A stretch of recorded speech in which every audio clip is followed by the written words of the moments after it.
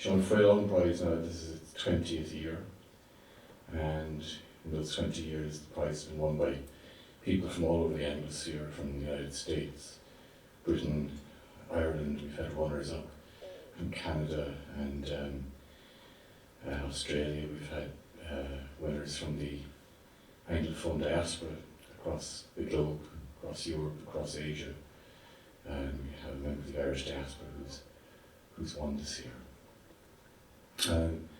This year's judge is Alan McMonalge.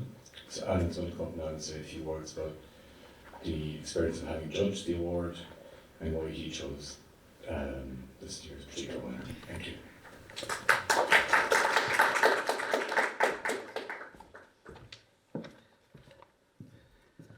Thanks, Pat.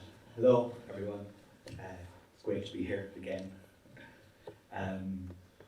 Like any self-respecting short story writer, I'll try to be as concise as I can. Famous last words. The Sean Freelon contest, it actually has a special place in my heart. An early story of my own took second prize in the 2006 edition of the contest. I was invited to the prize giving, and I well remember the judge that year, Ailish Gwivna, and her kind comments in relation to my own story. For quite a long time, let me tell you, I saved of the energy of her comments and that prize, and subsequent publication of my story in Southward. It's a wonderful aspect and feature of the Sean Freelon Prize. It was early into my own writing adventure and timely encouragement to persevere. Very chuffed and honoured to have been asked to judge this year's contest. The short story itself thrives on concession, brevity, suggestion, implication. Narratives, they run on words like mystery, discovery, revelation. For me, the short story begins before the writing begins and continues on after the writing stops. For me, some of the most effective short stories I've read are often not one story, but two stories.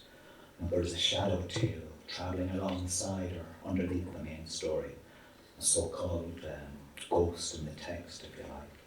A short story, it's an intensification and distillation of the slow accumulation that the novel so often requires. Short story, it occupies a narrow hinterland. Its horizons, they're not so vast. And I think it's these limitations that provides the short story with the freedom to take risks, to surprise, and to venture into places other narrative forms shy away from.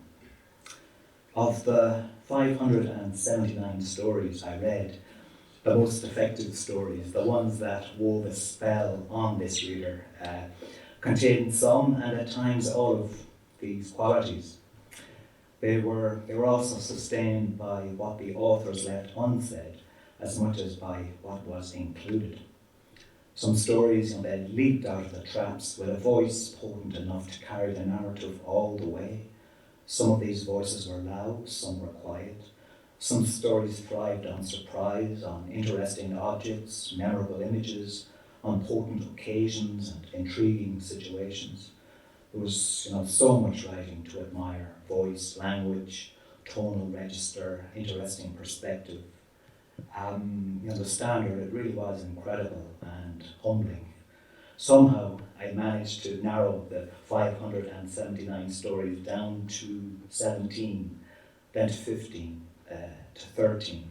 7 were worthy of commendation. Indeed, another reader, another judge, another editor will gladly single out and publish these stories, and rightly so. They are good enough.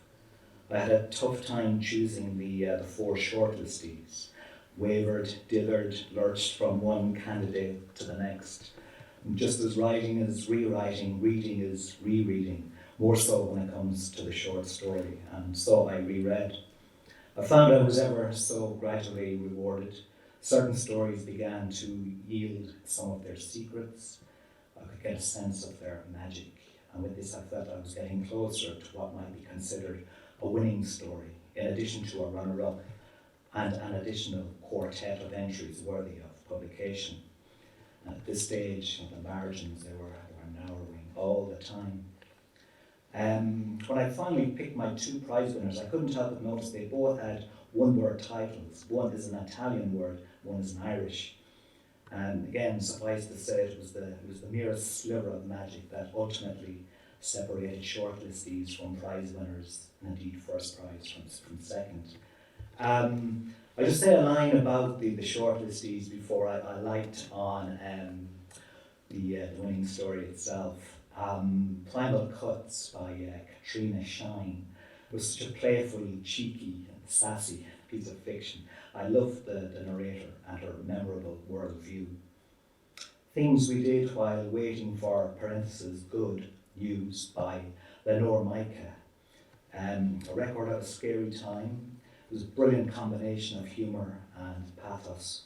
I could certainly read a lot more from this talented author. Avocado by Laura Morris is another great narrative voice, a narrative that gathers and accretes and knows precisely where and when to ease up in what endings. It involves a thief, actually, and for some inexplicable reason, don't ask me why, I'm always a fast date when it comes to a story involving a thief. Two Lies for the Price of None by Jodie Callahan. Brilliantly crafted slice of gothic and real-time horror. There's just been all of the control and narrative swerves on display in a vividly rendered hellscape. Dryacht, the second prize, J.P. Garvey. Was the mysterious energy that again wormed its way inside me, combination of lyricism or of what is really going on here, and that intensity that comes from presenting a narrow canvas, and in this case a converted schoolhouse. JP, I gather, is a writer who began sending out his stories as recently as during the pandemic, and I really hope he continues. I really enjoyed his story. On to the winner. E.M. Hughes, Owen, I met last night. We've been bonding a little. His story, Infestato. For me, this story is just a wonderful meshing of the all too real and the imagined. And again, that sense that it's not one story, but two stories. The narrative, again, it dwells within a narrow corridor. In this case, a city of Naples situated apartment. And the narrative, it really thrives on its concession, the brevity, that ever-present atmosphere of mystery. I love the detail in it, and how these details are parcelled out. And its shadow tale leaves the reader wanting more. There's a sense of something existing beyond its precise sentences and between the narrative's beguiling lines. And indeed its masterful ending invites interpretation and speculation. Hopefully we'll get to chew that over, maybe post-reading. And it's a story that actually will reward rereading. Technically adroit, wonderfully accomplished, full of vim and vigour, arresting language, surprising detail, humour too. All in all, Infestato, it's a fever dream of a story, in many ways reminiscent of some of the brilliant short story writing that has come out of Central and South America. It's also an unflinching record of a genuinely scary time. I'm delighted to have encountered it, and I hope you enjoy it as much as I did. And here he is, Owen.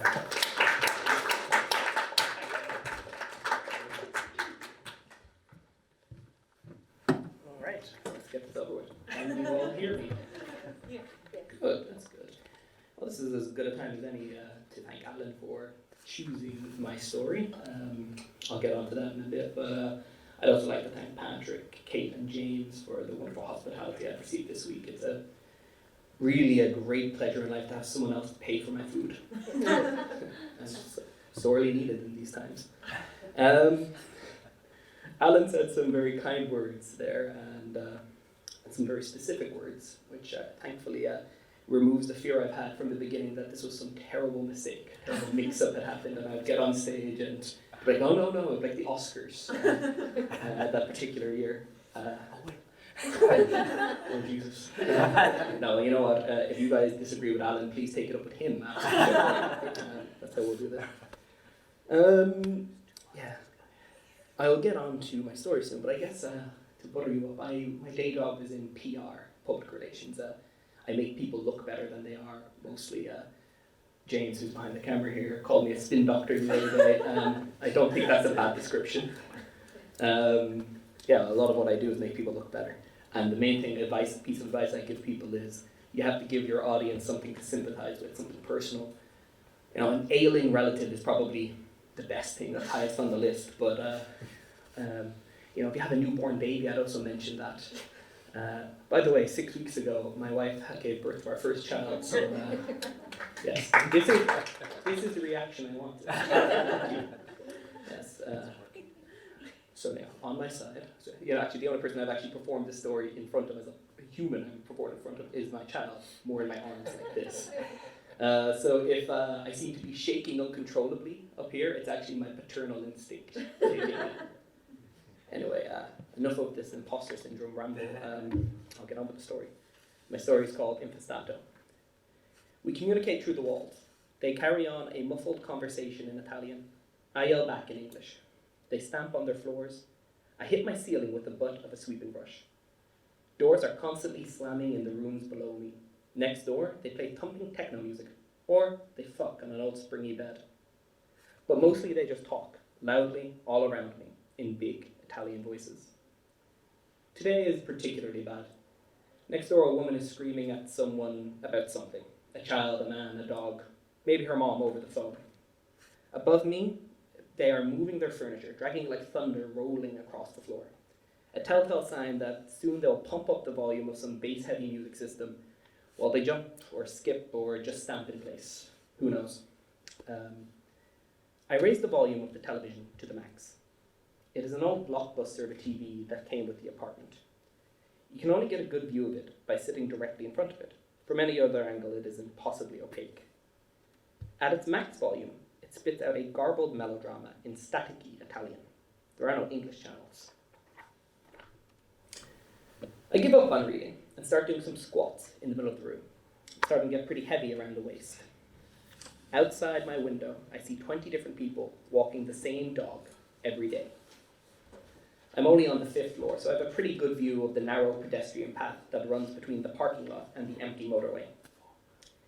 The same podgy Cocker Spaniel, led on the same ratty pink lead, taking the same piss on the same yellowed patch of concrete. Just a different person every time. This is how I get to know my neighbours.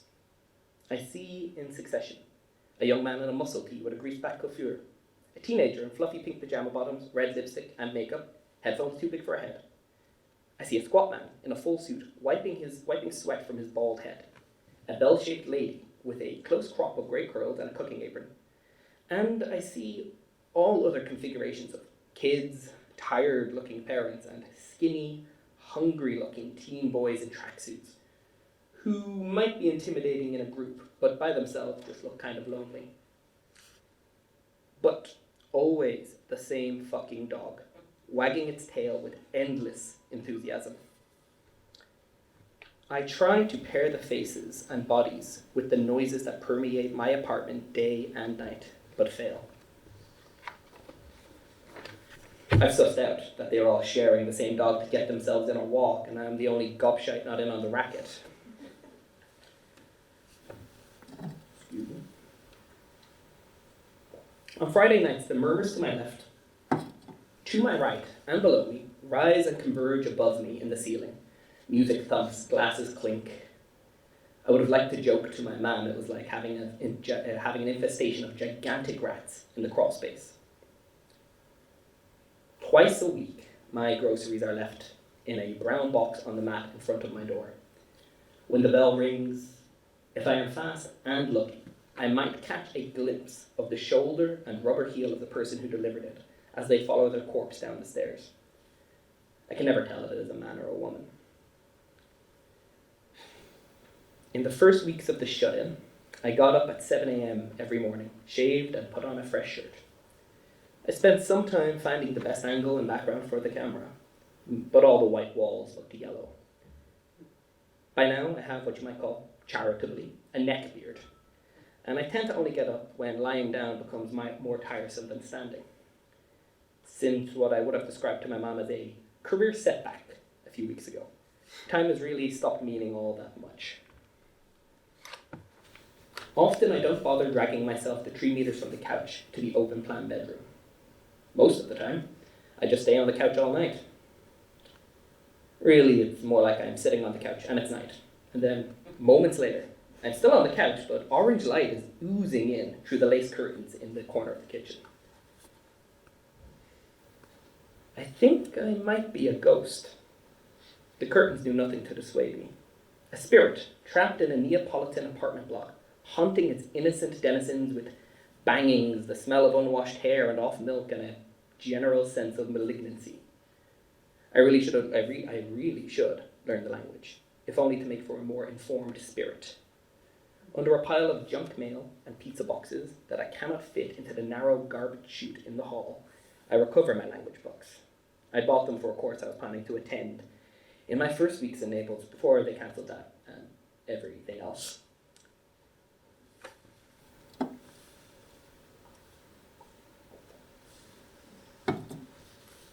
Have you ever read Frankenstein? Well, there's this bit, it's never in any of the movies, where the monster learns German by creeping in on this peasant family and stealing their copy of Milton. Poof, just like that, he's fluent. Not that it helps. The moment he speaks with them, they chase him off with torches and pitchforks, I think. For me, a copy of Dante open on its 10th page and resting on my knee, the babbity beeping of my neighbours never becomes anything other than noise. A noise that is loud enough to cut right through the full volume millennial rock pouring into my eardrums, but somehow never loud enough for me to make out distinct words. But hey, the weeks go on, my beard gets long, though still only on the neck. And here we are, progress. I learned to say words like immunocompromissi when I order things by phone, repeating it slowly again and again until I hear si. I also learned the word solitudine, though I have no one around to correct my pronunciation. It gets to the point where I can follow the quarrels that start in the ceiling, bang through the room next door, and collapse into tears below me. I have a dream of opening up my little kitchen window, it's bigger in the dream, onto a pastel-colored day and lighting up a cigarette. It's all highly saturated colors, accompanied by a rustic guitar riff, like a goddamn pasta commercial. In the dream, I call out to the dog walkers in fluent Italian, and they call back and we chat, and they ask me, oh my, how long have you been there? All shocked and inviting me for wine and carbonara, whatever. Don't get any ideas, it's the little old lady, not the girl in pajama bottom pants. And I call back to the old mare and I tell her I'd love to, but I can't. Then I give her the whole sad spiel and she says, nodding sadly, oh my, oh my. And then I realize she's speaking English and that this is a dream. And I wake up. Or I open my eyes. I get off the couch and try the kitchen window again. I pull the handle down and yank it hard towards me. Like every time I tried before, I can only get it about 2 inches. I can't tell if this is a mechanical flaw or a feature, some anti-suicide thing. I pretend to light up a cigarette and puff fake smoke out the narrow gap. The air outside, and this could be in my head, mind you, smells like dog urine. But really, I am just like Frankenstein. The monster, I mean. Now, when I stamp my foot on the floor loud enough, I hear clear as day, "Faffanculo," and I revel in being part of a vendetta. I decided to have a few beers. I don't normally drink alone, but out of nowhere there was a 6-pack in my grocery box. And then 2 days later there was another. And then another. I called the grocery company, but they didn't really get what I was complaining about.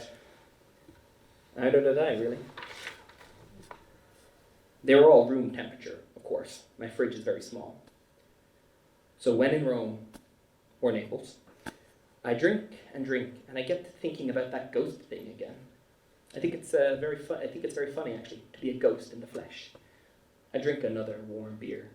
Before I know it, I am racing around the room, banging on the doors, walls, ceiling, floor, kicking over my coffee table, breaking glasses, spewing fresh, new romance curses from Irish lips.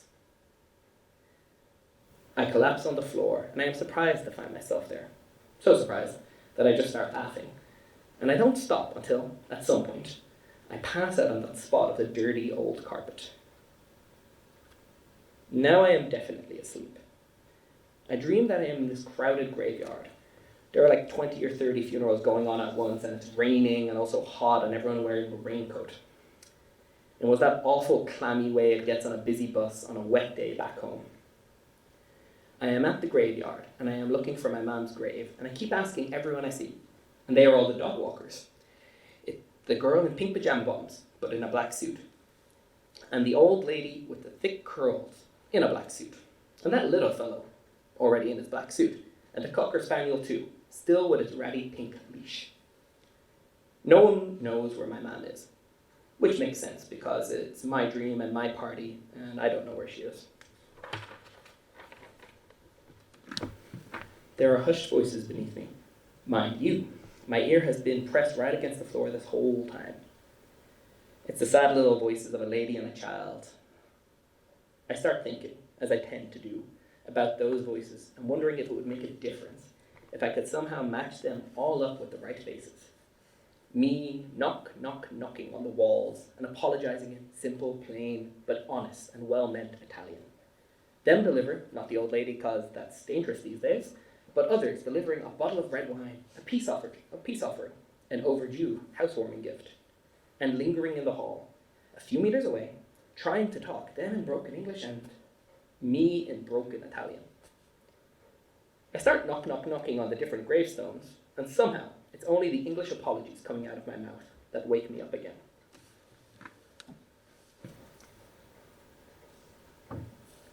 For once I am in bed. The sheets are all twisted and knotted around me like a rope. I tie the rope tight around the pipe that runs along the ceiling of the kitchen. I give it a good yank to test it. The last thing I do is write the word Infestato on the wall above that old TV in the same paint I used to whiten the walls when I first moved in. I knot the rope, wrap it tight. I am falling. I have opened the kitchen window, and I am abseiling down the side of the building. Down, down, down, past the windows of the room below. 1, 2, looking into the bright yellow rooms at the people in their natural habitats. The old lady cooking, the man in the muscle tee working out, the girl in pajamas doing her lipstick, the dog with a room of its own. Down, down, down, I am falling. The rope tightens. Or I open my eyes. Thank you.